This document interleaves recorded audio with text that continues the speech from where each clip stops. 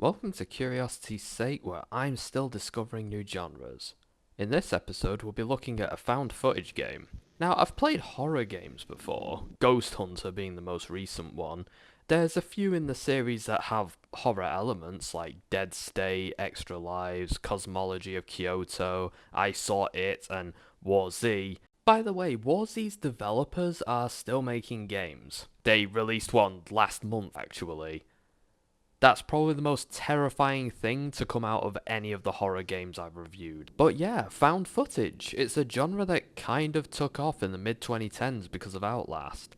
This one is September 1999, where you find some video footage from September 1999, and you more or less play out its events in the game, more or less deciding what's on the tape. It's kind of like a diorama, but it's 3D and explorable. You kind of experience the events leading to and the aftermath of the murder in an explorable 3D environment. The game immediately shows off what I think is its best feature. It has a VHS camera filter over it that helps it achieve a sense of realism. It's especially good from the center of the room to sort of just look around and see what we're dealing with and how it all looks. Things look a bit more video gamey the closer you get to them, and if you focus too much, yeah, you begin to see a Unity game. But I do think that this game's footage actually could fool someone into thinking that it's real. You know, like how Arma 2 footage somehow fooled major mainstream media outposts back in 2009 into thinking that it was real footage from a real conflict. And you have to go through that as a technical business, each side trying to outdo the other, technically. With Gaddafi's heavy machine guns, it was possible to shoot down a helicopter, as the terrorists' own footage of 1988 shows. This was what the security forces feared most. It may have been a lucky hit, but for the army and crew, once was enough. No one died in this attack, but there were many other deadly arms to fear.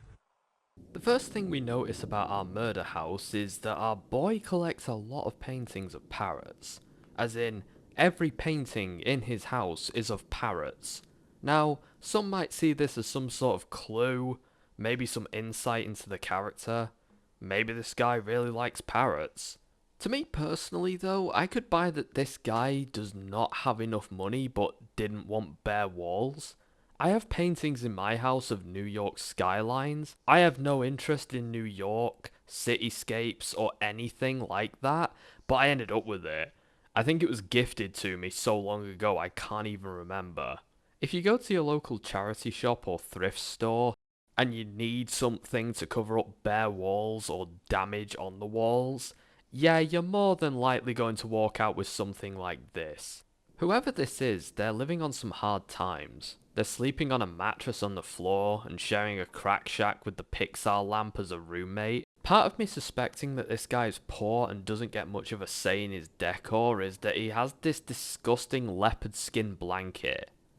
Nobody would choose to have this. Not even a murderous psychopath. That's what you have in the space where a choice should be.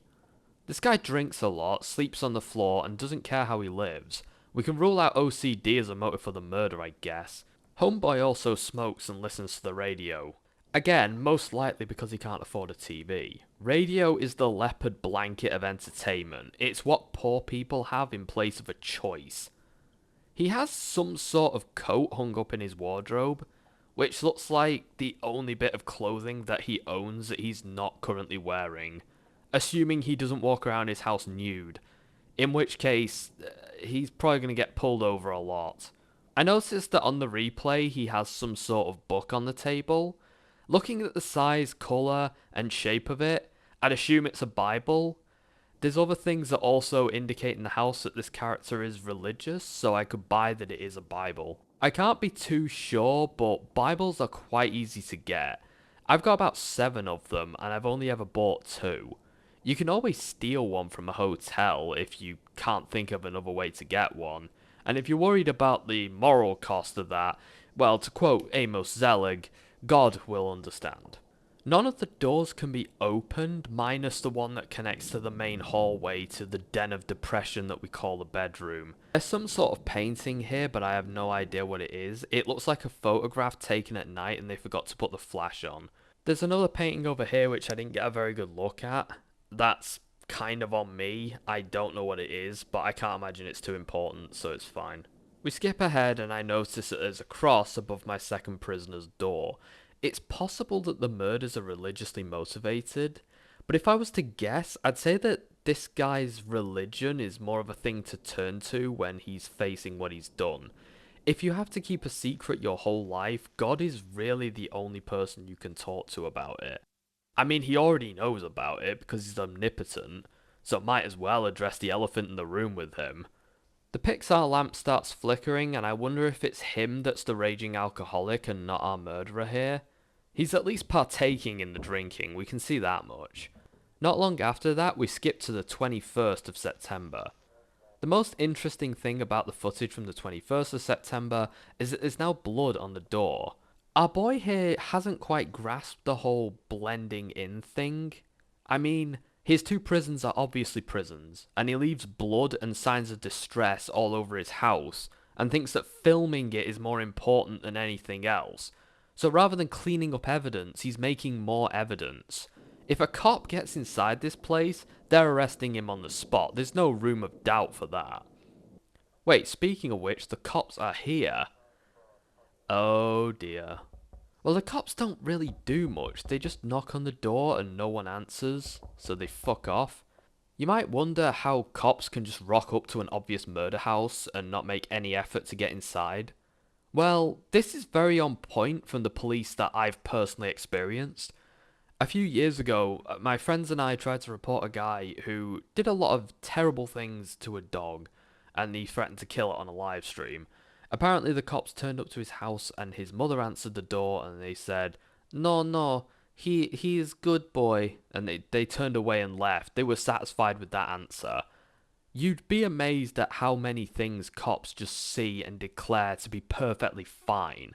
And then they ponder for the next 5 years after that why nobody trusts them to solve their problems. So yeah, this is pretty on point for the police. They got this part of it right. We go into the back room and find a body wrapped in tarpaulin. This is a good job at least. This guy might have had a good career wrapping packages up. Our boy isn't completely useless is all I'm saying. From what I can tell, he murdered them trying to prevent an escape. That would explain why there's blood on the front door. They likely collapsed into it and smashed their head. Though that's just guesswork. I mean, he could have dragged them out and then thrown them and started stabbing them because he was too impatient to get them to the bedroom. We'll never know. We cut to the 22nd of September for another stark change. Out in the hallway, there's a hell of a lot of blood just smeared across the floor. Believe it or not, it's not that hard to clean blood up off of a wooden floor, especially if you act fast whilst it's fresh. A mop and some cleaning fluid and you wouldn't have known where the blood was 10 minutes later. A boy here clearly doesn't care about anything, but you'd think maybe he'd not want to get caught before finishing his murder hobo playthrough through life. But I guess, it's just, let's see how far I can get without putting too much work into it. We go into the bedroom and, for fuck's sake. Yeah, that's right, put plastic sheeting on the walls. Wouldn't want the cops to find any blood splatter on that wall. Sure, they'd have to walk through a goddamn abattoir in order to get here, but if they found blood on that wall, they'd know that something had been up. Why do I even bother? I clearly backed the wrong horse with this killer. Also, if you're chopping someone up to eat them, you should probably refrigerate them and not just leave them scattered all over the place. You also shouldn't do it on your mattress, which will stain, and you won't be able to wash. Where are you going to sleep now? How will you get rid of the blood without drawing attention to yourself?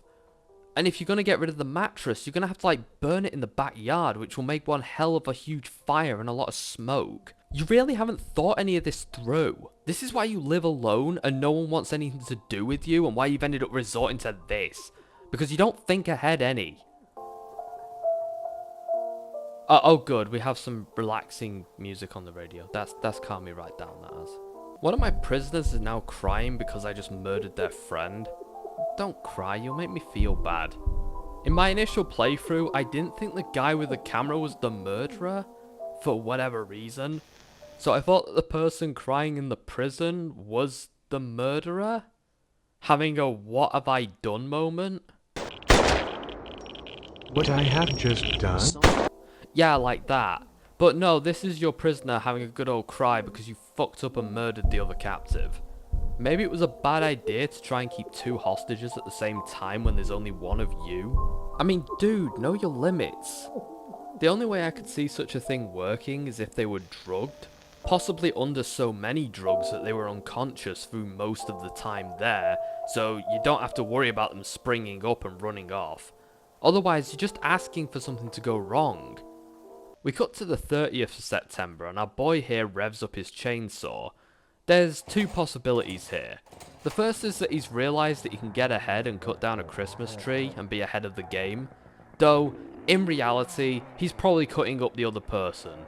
I guess he succeeded in his somewhat pointless endeavour. Good for him, I guess.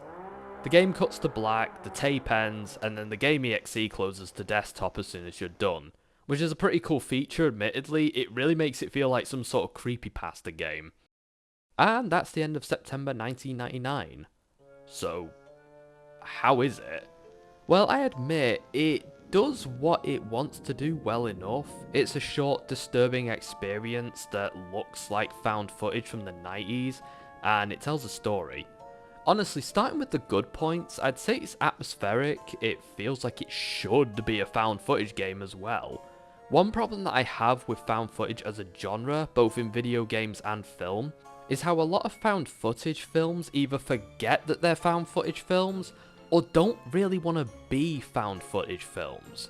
For me personally, I think a found footage film should play out like footage that's been found. I know that sounds insane and archaic, but that's just genuinely what I'd go for if I made one. The quality of the footage should really be dependent on the camera and the person filming. Like, if the main character is a war correspondent, for instance, I could buy them filming a lot of stuff and they have the training and experience to back them. They'd keep the camera more steady, they'd keep it focused all the time, and they'd probably have it trained on things without forgetting that it's there. But a college kid with his iPhone? Yeah, he's not going to think about where he's pointing the camera, especially when he and his friends are being attacked. I also find it annoying when you're not really sure why someone is filming everything. Like, if you think of the last big disaster that you were involved in, like a building fire or a bad storm, or maybe someone was attacking you, the last thing on your mind is to grab a camera and start filming. Hell, if even that thought had occurred to you, you'd dismiss it because you'd want your hand free so that you'd have more dexterity to escape.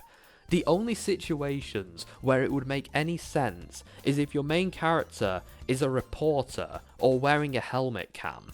If they were a civilian trying to film evidence of an attack, that could also work.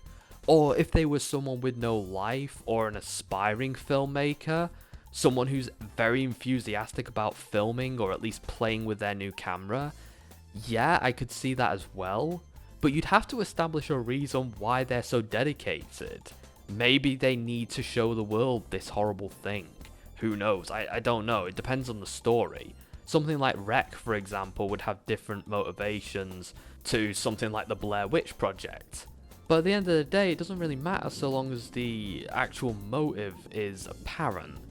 And it very rarely is in found footage, or at least it's very weak. Like, Diary of the Dead is a great example of how found footage just doesn't work in some cases.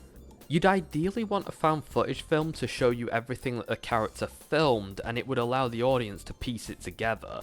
Hell, not filming something could actually benefit the film. Like, people talk about an event and you have to piece together what happened based on what everyone said. If you were able to write that and portray it and act it convincingly, it would actually be really interesting for the audience to piece together what happened. But a lot of the time it's just a headache to watch. And these people are usually terrified of straying away from regular filming conventions. In truth, I think that September 1999 does this pretty decently overall. The killer doesn't film himself killing people, which kinda makes sense to me. He wants that hand free, because he's struggling. He only has one person, and he's very ad hoc about his killing method, so he can't film the murders.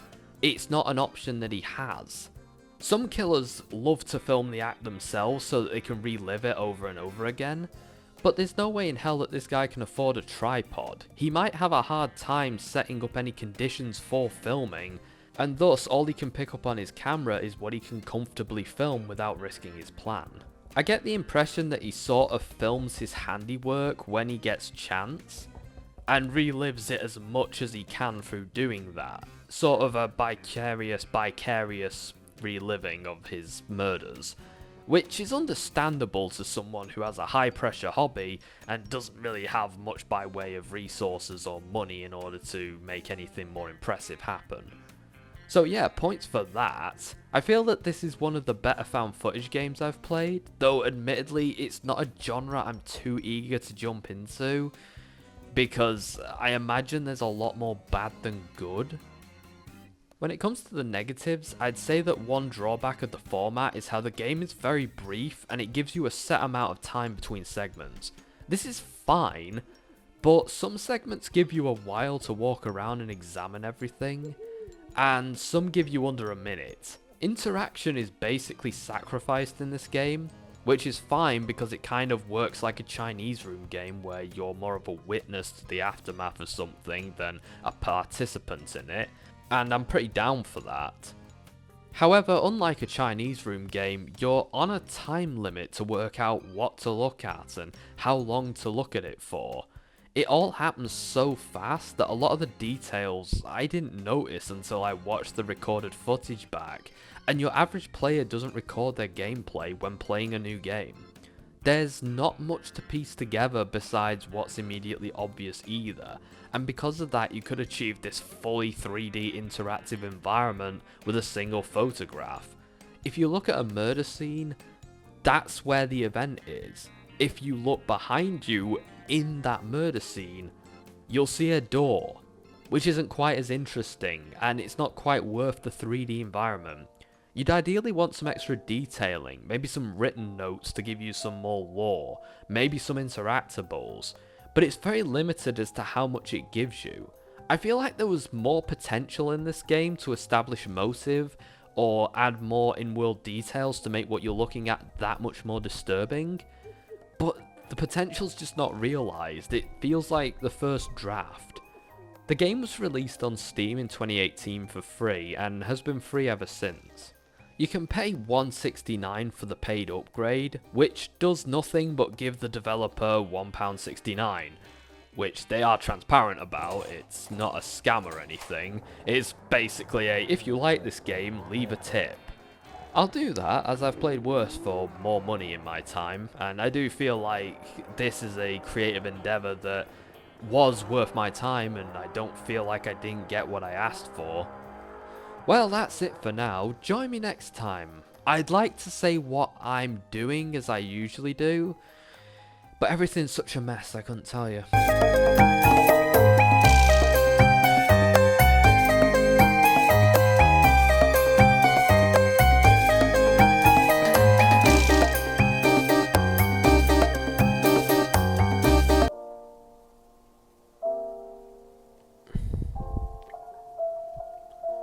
See, you need to refrigerate it, or otherwise it's gonna go rotten. Oi, crying boy, you fucked up big time here, come out. Come on, we'll sort this out, you and me, come on. You got a fridge? Mate, stop crying and come on. Professor Curious is okay.